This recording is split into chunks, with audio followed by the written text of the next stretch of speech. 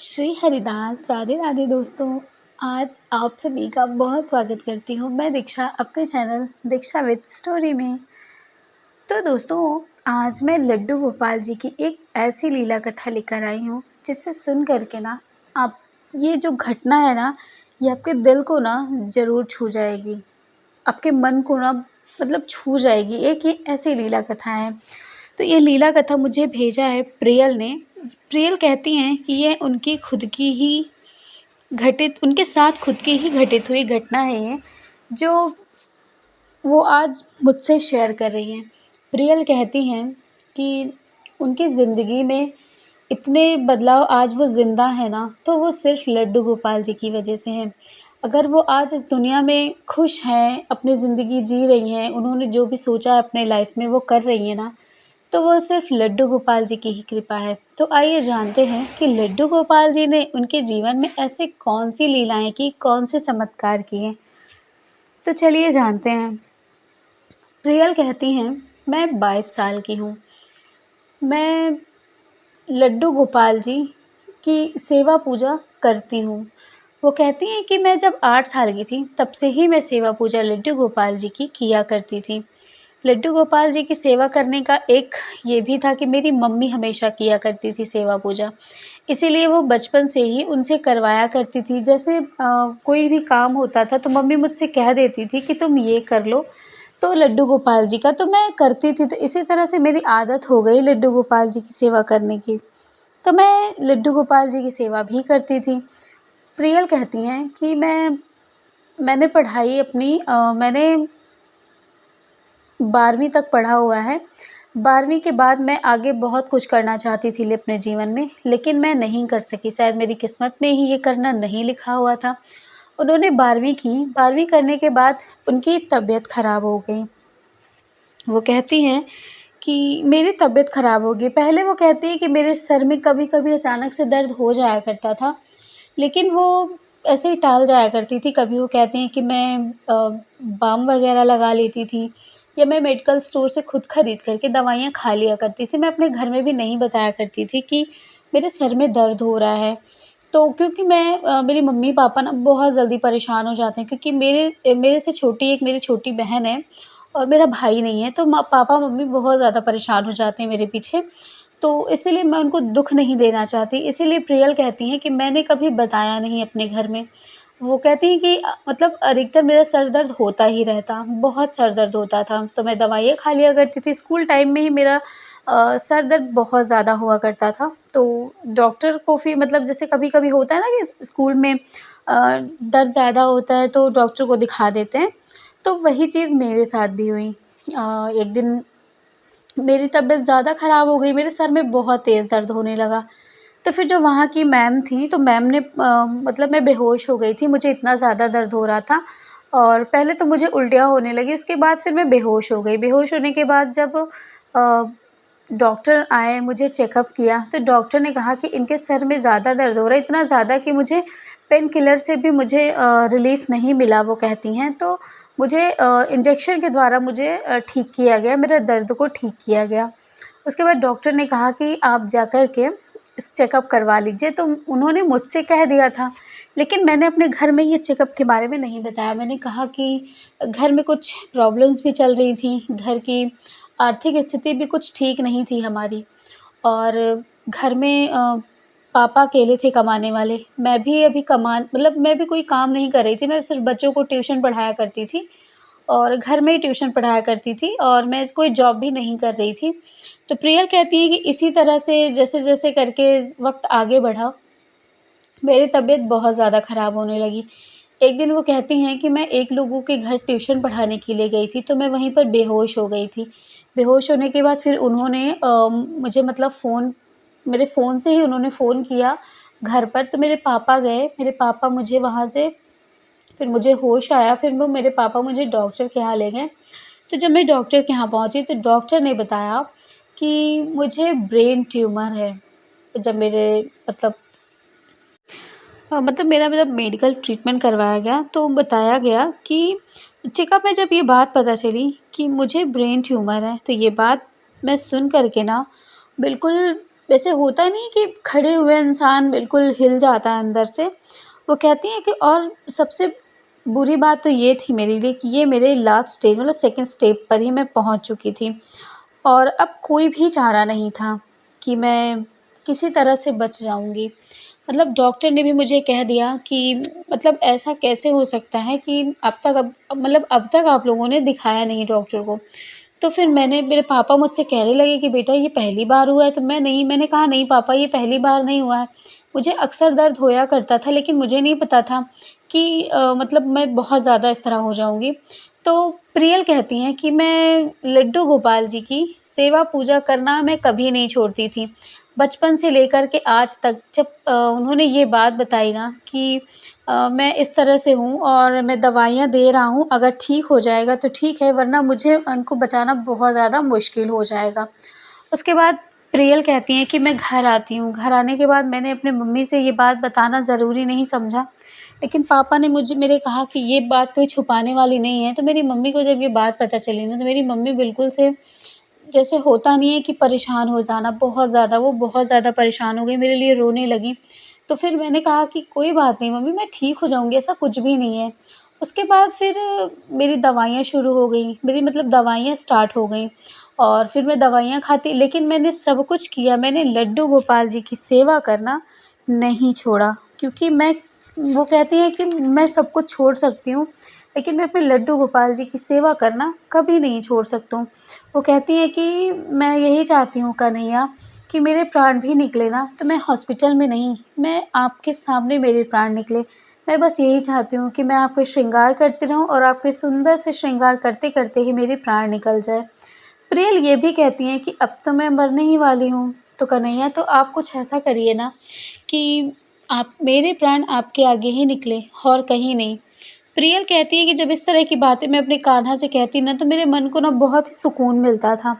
उसके बाद वो सेवा हमेशा किया करती थी। वो मतलब कोई भी चीज़ ऐसे बाकी नहीं रखती थी, वो थोड़ी-सी भी लड्डू गोपाल जी के लिए वो वस्त्र खुद अपने हाथों से सिला करती थी। मशीन से भी नहीं सिलती थी, वो खुद कटिंग करती थी और खुद सिलती थी। तो वो जब ये सब चीज़ें करती थी ना, तो उनके सर में बहुत तेज़ दर्द हो जाया करता था, तो उनकी मम्मी भी उनको मना किया करती थी कि ज़्यादा सिला मत करो बेटा। लेकिन फिर एक दिन फिर से मेरी तबीयत बहुत ज़्यादा ख़राब हो गई। फिर जब मेरी तबीयत बहुत ज़्यादा ख़राब हो गई तो मुझे डॉक्टर हॉस्पिटल में मतलब फिर से एडमिट करवाया गया। फिर जब मैं वहाँ पर एडमिट हो गई तो डॉक्टर ने मुझे बताया, उन्होंने कहा कि मेरे पास सिर्फ़ 6 महीने हैं। अगर 6 महीने के अंदर मुझे जो भी अपने जीवन में करना है वो मैं कर लूँ, वरना मेरी ज़िंदगी बस 6 महीने की है। कहती हैं प्रियल कि ये सुन कर के ना मेरे आगे जैसे एक रील की तरह नहीं होता कि बचपन से लेकर के अभी तक की चीज़ें सारी ऐसे नाच जाना आगे, वैसे ही मेरे आगे ना ऐसे वो गोल-गोल रील की तरह घूम कर के वो चला गया। उसके बाद डॉक्टर ने मेरे सामने ये बात बताई कि मेरे पास सिर्फ़ 6 महीने हैं। तो ये 6 महीनों की बात सुनकर ना मैं बहुत ही ज़्यादा रोई, बहुत रोना मुझे इस बात का नहीं था कि मैं नहीं रहूँगी इस दुनिया में। रोना मुझे इस बात का था कि मैं बहुत कुछ अपने जीवन में अपने माँ-बाप के लिए करना चाहती थी। अपने मम्मी-पापा के लिए मैं कुछ करना चाहती थी, अपनी बहन के लिए कुछ करना चाहती थी। लेकिन आज मेरे पास बहुत टाइम नहीं है, रेत की तरह मेरे हाथ से वक़्त फिसल रहा है। वो कहती है कि फिर मुझे डॉक्टर ने कहा कि ले जाइए इनको, इनको ऐसा करिए कि ये खुश रहें, ये जितनी ज़्यादा खुश रहेंगी ना मतलब इनका स्वास्थ्य थोड़ा बहुत उतना अच्छा रहेगा तो ये 6 महीने से भी ज़्यादा कवर कर जाएँ, लेकिन ये 6 महीने से ज़्यादा नहीं चल सकती हैं। उन्होंने इसे साफ-साफ बता दिया। उसके बाद मेरे पापा भी बहुत ज़्यादा परेशान हो गए, रोने लगे।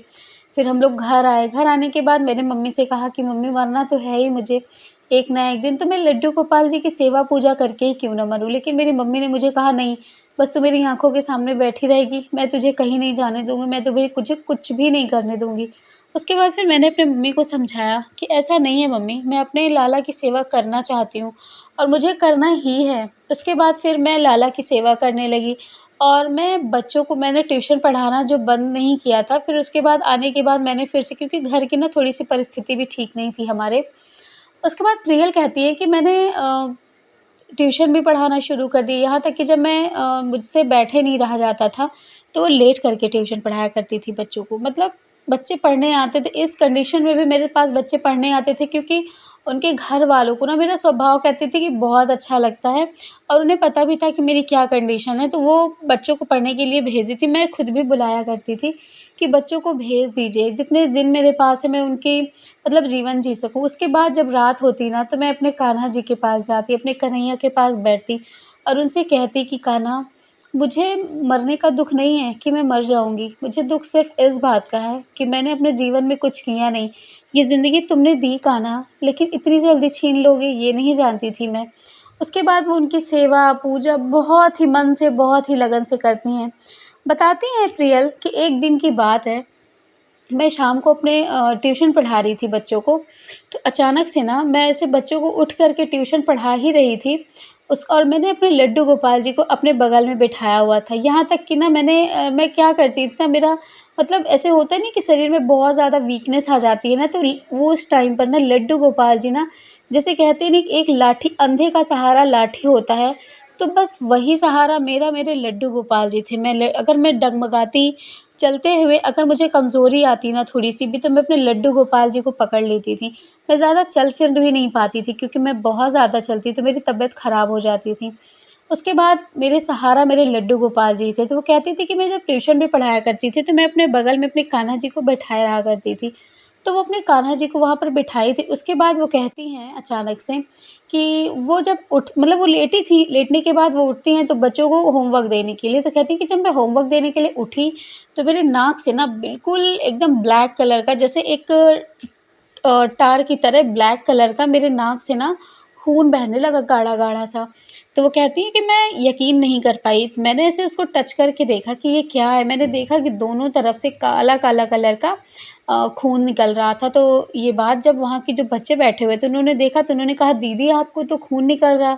तो जब बच्चों की तेज़ शोर हो गया तो मम्मी सुन कर के आ गई। फिर जब मम्मी आ गईं तो फिर जब मम्मी आ गई तो मैंने जल्दी-जल्दी पोंछ लिया क्योंकि मुझे लग रहा था कि मम्मी जान जाएँगी तो हो जाएँगी, लेकिन वो खून मेरा निकलता ही रहा लगातार।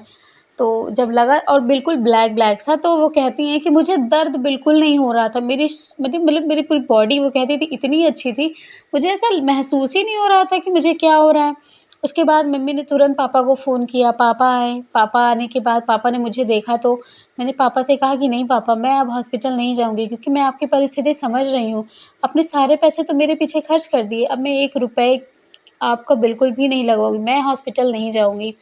उसके बाद फिर मेरे पापा ने मुझे ज़बरदस्ती उन्होंने मुझे कहा कि तुम्हें अभी के अभी चलना होगा, वो मुझे ज़बरदस्ती। मैं पहली बात तो चल फिर नहीं पाती थी ज़्यादा, मैं लेटी ही रहती थी। उसके बाद फिर मैंने पापा से अपने कहा कि मैं चलूँगी, लेकिन मैं लड्डू गोपाल जी को लेकर चलूँगी, क्या पता पापा मैं वहाँ जा रही हूँ, मैं वहाँ से लौट कर के ही ना आऊँ। ये बात सुनकर के मेरी मम्मी ने गुस्से में मुझे ऐसे मतलब मुझे ऐसे थोड़ा-सा, जैसे होता है नहीं कि बच्चों के शरारती तरीके से मम्मी मार देती हैं, तो वैसे मेरी मम्मी ने मुझे गाल पर ऐसे टच करके हल्का-सा मार भी दिया। उन्होंने कहा कि इस तरह की फालतू की बातें मत कर, ठीक है, तू चाहती है ना कि तेरे कान्हा जी तेरे साथ जाएँ, तो तेरे साथ ही चलेंगे, चल मैं लेकर के चल रही हूँ। तो फिर वहाँ पर मैं चल नहीं पाती थी, तो पापा ने एम्बुलेंस बुलवाई, फिर मैं एम्बुलेंस से उस हॉस्पिटल में गई जिस हॉस्पिटल से मेरी दवाइयाँ चल रही थी। तो मैं गई, तो जब मैं वहाँ पर पहुँची तो डॉक्टर ने मेरे मतलब जो नाक से मेरे ब्लड ब्लड निकल रहा था ब्लैक-ब्लैक सा, तो डॉक्टर ये देख कर के बिल्कुल हैरान हो गए, वो जल्दी से मुझे अंदर लेकर गए। फिर उसके बाद मुझे पूरी तरीके से डॉक्टर की एक-एक बातें याद हैं। डॉक्टर कह रहे थे कि ये कैसे हो सकता है? नाक से ब्लैक कलर का ब्लड आना मतलब मरीज़ तो बिल्कुल ख़त्म हो चुका है। उसके बाद डॉक्टर मतलब वो तुरंत मुझे चेकअप के लिए ले गए, मतलब हर तरीके की जो भी चेकअप्स होते हैं वो सारे चेकअप्स होने लगे मेरे। सारे रिपोर्ट्स आ गए कुछ घंटों में, फिर रिपोर्ट्स आ गए, तो रिपोर्ट्स आने के बाद डॉक्टर ने एक ऐसी बात बताई जिस बात को सुन कर के वो कहती हैं कि मैं हैरान रह गई। डॉक्टर ने मुझे बताया कि मतलब वहाँ पर मेरे मम्मी-पापा सब लोग थे, तो उन्होंने बताया कि ये बिल्कुल चमत्कार है। ऐसा कैसे हो सकता है कि आपके बेटी का जो सर में ट्यूमर था, वो ट्यूमर बहुत ही छोटा-सा हो गया है। ऐसा लगता है कि जैसे उसका जो साइज़ है ना, वो बिल्कुल छोटा हो गया। वो छोटी-सी जो गाँठ उनके सर में बनी हुई है ना, वो बिल्कुल छोटी-सी हो गई। ऐसे लगता है कि वो दिन-प्रतिदिन गल रही है।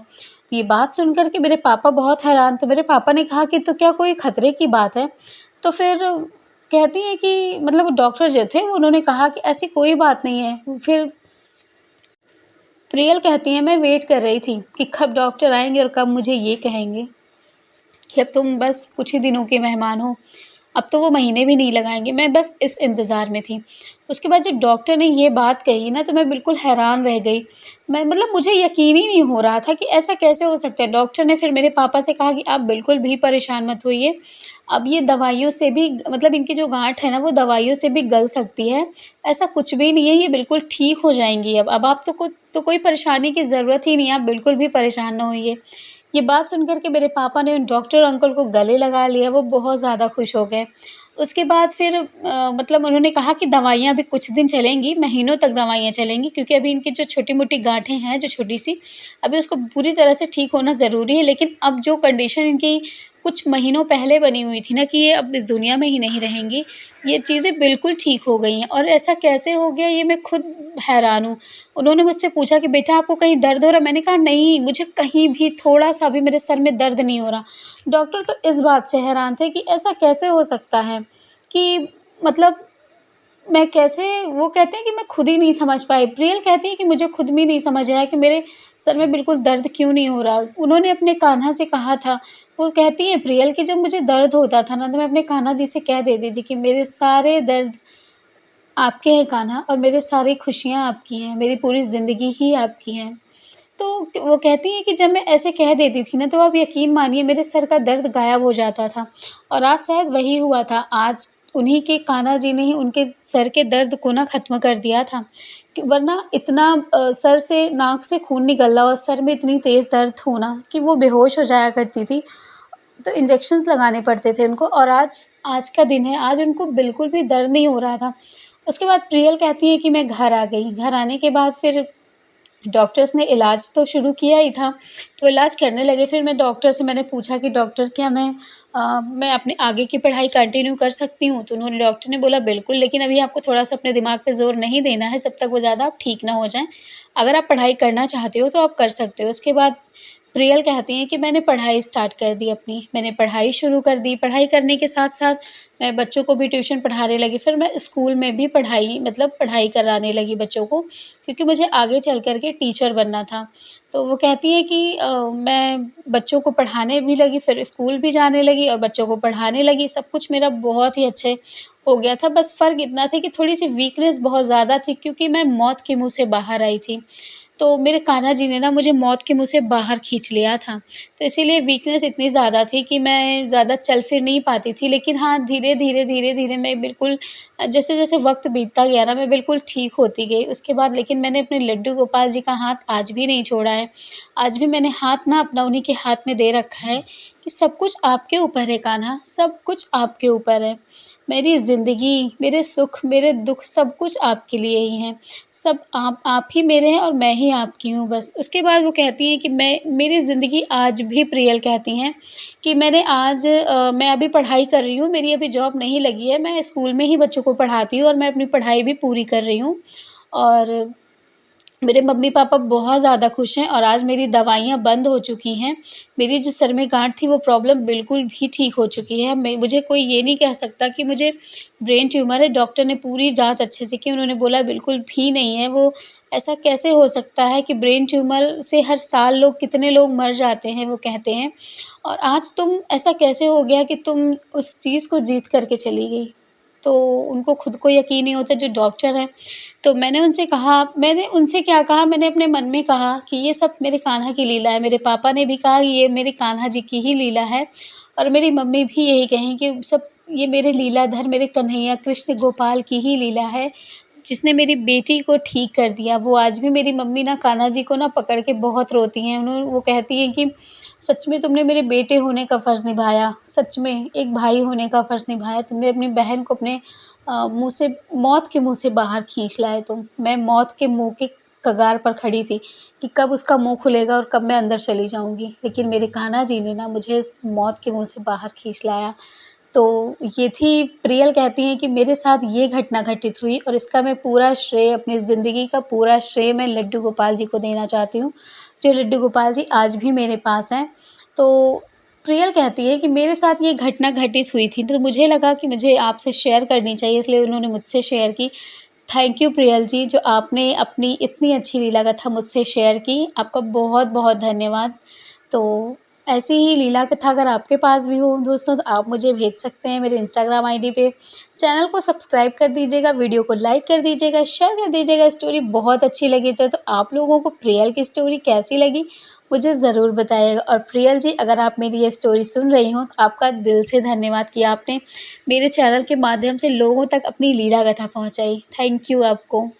तो चलिए, मिलूँगी आप लोगों से लड्डू गोपाल जी की फिर से नई लीला कथा के साथ। तब तक के लिए राधे राधे, जय श्री कृष्ण, श्री हरिदास।